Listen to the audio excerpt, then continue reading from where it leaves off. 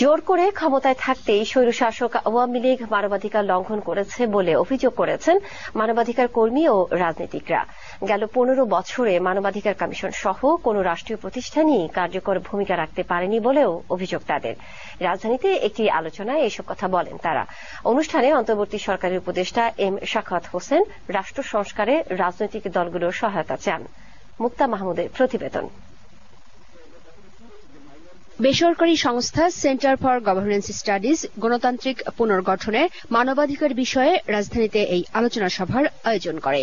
আলোচনায় অংশ নেন রাজনীতিবিদ, আইনবিদ, সুশীল সমাজের প্রতিনিধি সহ বৈষম্য বিরোধী ছাত্র আন্দোলনের কয়েকজন সমন্বয়কও।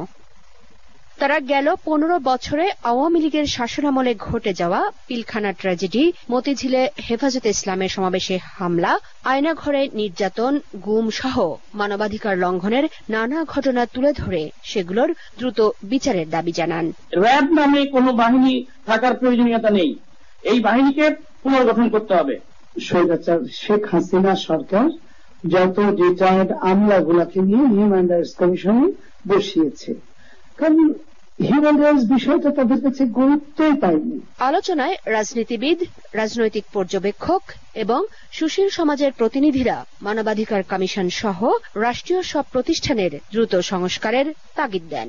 আমরা বারবার বলছি, আপনারা একটা রোড ম্যাপ দেন, কি করতে চান আমাদেরকে বলেন, আমাদের সাথে শেয়ার করেন। রাষ্ট্র সংস্কার কিভাবে হবে? আমি তো বিশ্বাস বা আস্থা রাখতে পারছি না যে এই সরকার রাষ্ট্র সংস্কার করতে পারবে। তো রাজনীতি যতক্ষণ না থাকবে ততক্ষণ আপনার কোন সংগঠন, কোন প্রতিষ্ঠান, কোন ইনস্টিটিউশন কোন কাজ করবে না। গণতান্ত্রিক ভাবে অধিকার অন্যকে দেব না, আমি জোর করে আমার শাসন অবস্থা বজায় রাখবো। সেজন্য আমি যা করতে পারি মানুষকে মেনে ফেলতে পারি, যা যা করবার আমি সবই তাই করতে পারি। এই অনুষ্ঠানে আলোচক ছিলেন বস্ত্র ও পাট এবং নৌ পরিবহন মন্ত্রণালয়ের উপদেষ্টা অবসরপ্রাপ্ত brigadier general M Sakhawat Hossain.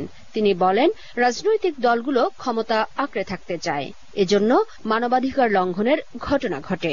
6টি সংস্কারের কথা বলা হয়েছে, এগুলো অনেক বড় ধরনের সংস্কার, কিন্তু আপনি যদি মনে করেন 3 দিনে 4 দিনে 3 মাসে হবে এমন না।